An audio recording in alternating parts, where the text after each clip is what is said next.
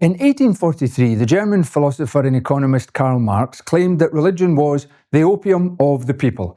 In a critique of religion as a purposeless and pointless endeavour, Marx went on to say, "The abolition of religion as the illusory happiness of the people is the demand for their real happiness. To call on them to give up their illusions about their condition is to call on them to give up a condition that requires illusions." In other words, unless or until people completely abandon religion, they can never attain or achieve what Marx describes as real happiness.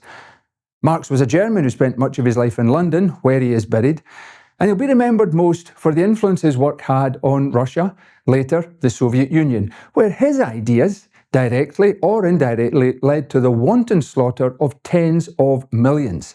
Yet in some respects, it is in France that his diktats have been most closely followed, in the sense that the French have rushed headlong to follow his advice and completely abandon religion. Has it made them happier? Do societies that abandon religion flourish or decay? I'm Peter Kearney, and this is Viewpoint.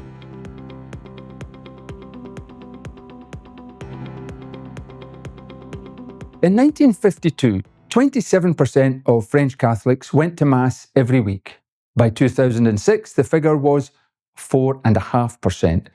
In the 10 years to 2011, Catholic marriages went from 40% of all marriages in France to 29%, while in the same period the number of priests fell by 25%. France now is well on the way towards a complete estrangement with religion in general and Catholicism in particular. So, has there been an explosion or even an increase in the real happiness Marx predicted would follow such an abandonment?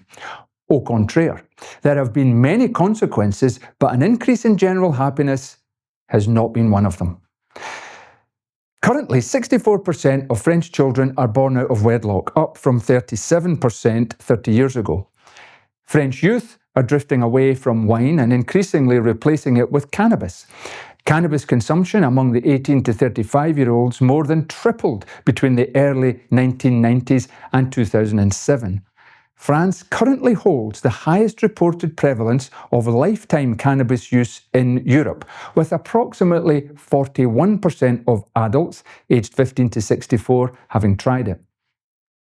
And France leads the world in the consumption of tranquilizers and has more pharmacies than any other European country, almost double the number in the UK, which has a similar population. Germany, with 82 million people, has 1,700 fewer pharmacies than France. Consumption of painkillers, antidepressants, tranquilizers and sleeping pills, as well as other prescription medication, has reached new heights, according to recent figures showing 1 in 3 adults in the country use some form of psychotropic drug. A study recently by France's National Drug Safety Agency found that 32% of French people used such medications either on a regular or occasional basis, making the French the world's top consumers of antidepressants. It seems the sleek pharmacies of Paris are beginning to crowd out the city's stylish boutiques and cosmetic counters, though all are in the business of promising beauty, health and happiness. Yet pharmacists reveal that their chic and seemingly self-assured clientele crave greater and greater quantities of tranquilizers and sleeping pills. So great is the French demand for calming and antidepressant medicines, according to one report, that for the last decade, the French on average have consumed 3 times more of such drugs than their neighbours in the UK and Germany. What exactly happened to their joie de vivre? The French are now reported to be swallowing mood-altering drugs at a far greater rate than the rest of Europe and the United States. We already hold the European record for alcohol consumption, said the magazine Science and Life. Now we have been promoted to become the most tranquilized country on earth, disturbed French health officials revealed.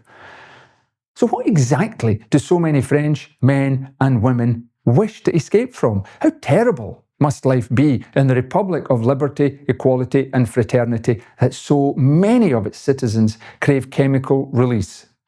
Francis prized secularity or laïcité, while succeeding in removing virtually all vestiges of religion from public life, appears also to have succeeded very effectively in removing religious identity from its citizens' private lives, and in the process, stripping those lives of millions of French citizens of meaning and purpose.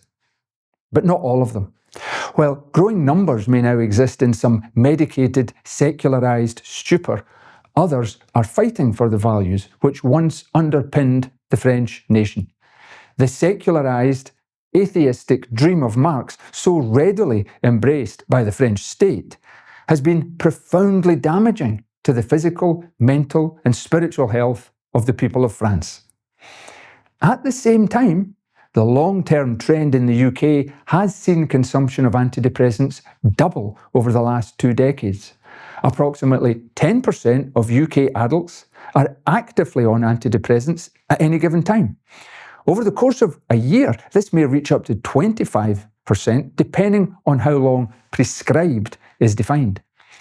Such high usage means the UK is now among the top 3 countries globally in our consumption of antidepressants. What has happened to societies like ours to create mass dependency on antidepressants, tranquilizers, and sleeping tablets? Over the past decade, births outside marriage in the UK have risen from approximately 47% in 2011 to over 51% by 2021, the first time ever that over half of all births were to unmarried parents.